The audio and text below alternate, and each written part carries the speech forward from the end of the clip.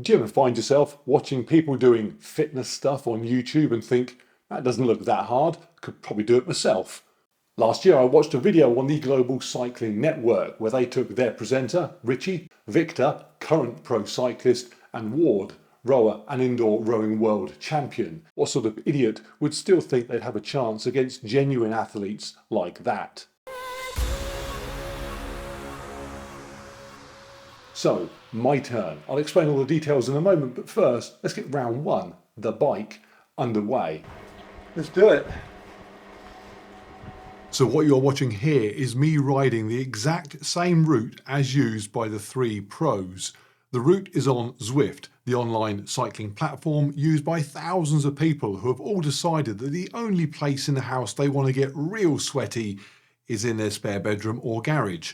It's called the hilly route, and the only information that is on the screen that is really important is the length of time that I've been riding it for, the distance still left to go, the wattage that I'm generating, and my heart rate. Now, if you're wondering how good I am on Zwift, whether I'm pretty professional myself, just over 1 minute in, this happened.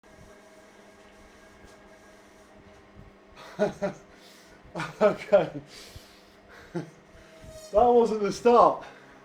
I rode over that red line in the floor and then that timer thing popped up on the screen, and I thought that meant that was the start of the hilly loop and all the effort I'd already put in was wasted. So I turned around to start at the right place. That took a little while because I couldn't remember how to turn the bike around. And then I realised I had started in the right place in the first place, and the information that flashed up on the screen was just in relation to a short sprint that existed within the hilly route that was completely irrelevant to what I was doing. Confused? Join the club. On the plus side, the sun had come out for the second go. But no, I'm not professional. Right, so never ridden this route before, apart from the first minute, 5 minutes ago. No idea what to expect, except I do know how the pros did. I'm going to ride all out. Wish me luck. Let's go. First up was Richard Weinsheimer, CGN presenter from Germany and ex-pro cyclist, which makes sense because he's not a big guy, but was appearing to happily average over 300 watts. And on Zwift, especially on Zwift hills, it is all about watts per kilo. If you are light and good, you're going to be flying. He ended up with a time of 13 minutes, 15 seconds. 13:15. So just a few minutes in on my ride and I knew that I wasn't going to be beating that. I was regularly doing over 300 watts myself, but at 100 kilos, my watts per kilo were going to be way, way lower than Richie's were. My hope was that the second pro cyclist would just be useless. Unfortunately, Victor Campenaerts is the guy that took Bradley Wiggins' 1 hour cycling world record, something that I attempted and lasted a few minutes at.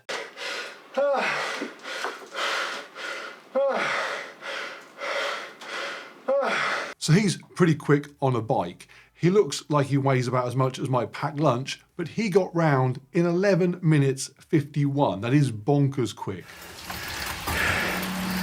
On the plus side, I wasn't hanging about either. There were a lot of people out riding around on Zwift while I was there, and I was overtaking plenty of them, a nice psychological boost. Now, they may well have been little old folk that had been bought an exercise bike for Christmas by family members trying to slow their arthritic decline, but in my mind, they were racing as hard as me, and so I felt reasonably comfortable that I shouldn't end up more than a couple of minutes behind the pros the way I was going. I was thinking around 15 minutes as a target. And if you're thinking, well, at least you might have a chance of beating the professional rower, no. Ward Lemmelijn, I checked on the pronunciation, so that might only be a mild butchering of his name compared to my earlier introduction, is the current world rowing indoor champion. So despite looking like he just jumped on the bike fresh from rehearsals with his boy band, he churned out regular bursts of 500 watts or more and ended up coming second with 13 minutes 5 seconds.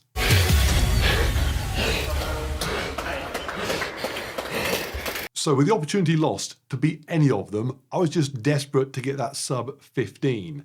By the way, the reason my bike is rocking around like that is because it is on a Turbo Rocks rocker plate designed to simulate more natural cycling, just in case you thought the floor of my house was very poorly constructed. Come on! 14 minutes, 25 seconds, and as it turned out, the fastest person completing the loop on Zwift at that time. Oh,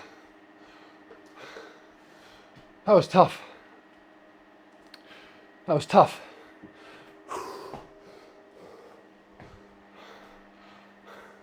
So for round one, I'm in 4th place. So going into the row, I had to decide what my target would be here. And I decided on this. First of all, I wanted to beat both of the cyclists. If I rode slower than them, I would take up golf. As a secondary goal, I figured if I could add their cycling times and their rowing times together, I don't really want to be much more than about a minute behind the slowest of the 3 for my total time. So I've got a target, off we go. The challenge here is 2,000 meters on the rowing machine, and I'm doing it on the EXR rowing platform, just like the pros did. Gives me something a bit more interesting to look at as I paddle along. Now, thousands of rowers in the comments saying it's not paddling. Now, rowing is an interesting one for me. On the one hand, I don't do it very much. In fact, until I started competing in high rocks competitions last year, I hadn't used a rower since I was a teenager. And even now, because the high rocks row is only 1 kilometer, I never row further than that. In fact, most of the rowing that I do, maybe once or twice a week, is 500 meters because I just get bored. But because of my size, I can row a little bit quicker than average. That isn't a skill or technique or even fitness related, really. It's just being big. Wish me luck. Which is not something Richie benefits from. If you are a more sensible sized human, like he is, there is only so much you can do on a rowing machine. As such, he gets 7 minutes 22.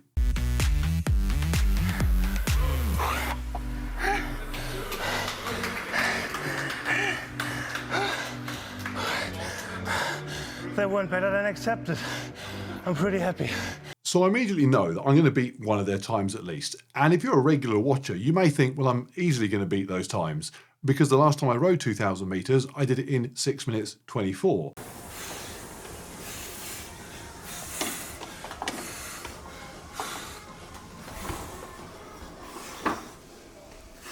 But that was a year ago, and a lot has happened in the last 12 months. Not a lot of rowing, obviously, but I have got older and fatter and slower. I've also torn my rotator cuff somehow, but luckily my shoulder doctor, who looked at it recently, only instructed me to avoid overhead pushing movements. They didn't say anything about maximum effort rowing, so I figured it would probably be okay. Good luck and have fun. Thank you, man.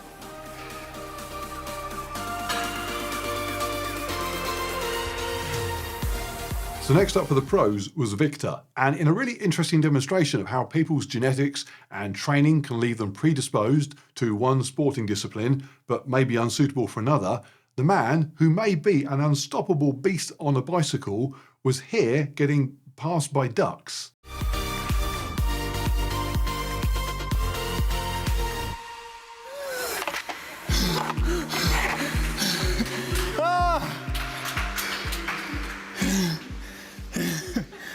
He ended up with a 7 minute 50.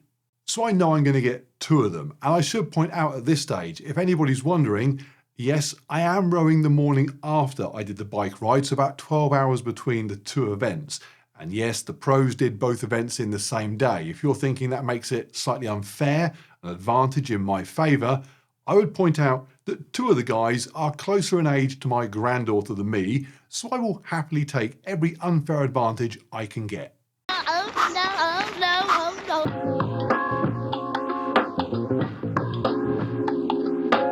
So no huge surprise here, the rower can row. Despite having just done his cycle ride, Ward bangs out a sub 6 minute 2K. It was nice though to see that he was pretty exhausted, so almost human after.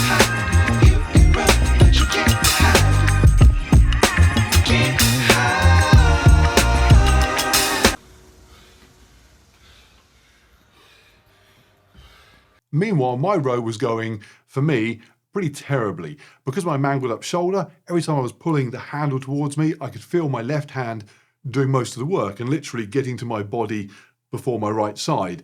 I'm no expert on rowing efficiency, but doing it skew with is probably not ideal. I tried to hold something around a 1:45 split, which is what I'm used to training for at High Rocks. I row a 1:45 in competition for that.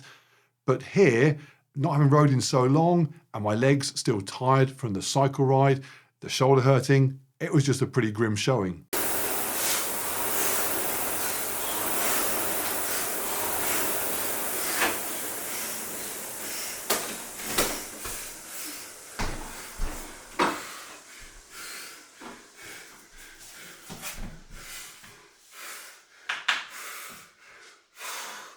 So 6 minutes 50 with a heart rate around 175, probably the slowest 2K I have ever rowed in my life. Which means for round 2, the row, I was in 2nd place.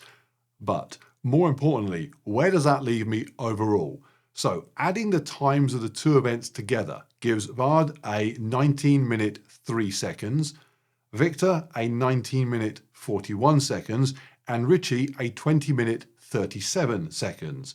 Leaving me just under a minute behind, 21 minutes, 15 seconds. So a fun challenge, and actually quite cool to see that when you take elite sportsmen out of their comfort zone, they do sometimes become a little bit more normal. And lastly, if you saw the original video and are now curious why I'm not doing the bleep test, which they also did, I'll tell you why.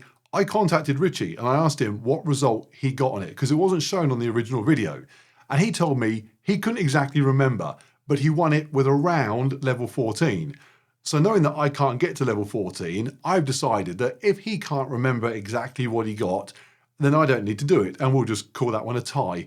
In fact, I've recently completed a bleep test and did so dressed as a policeman, which none of them did.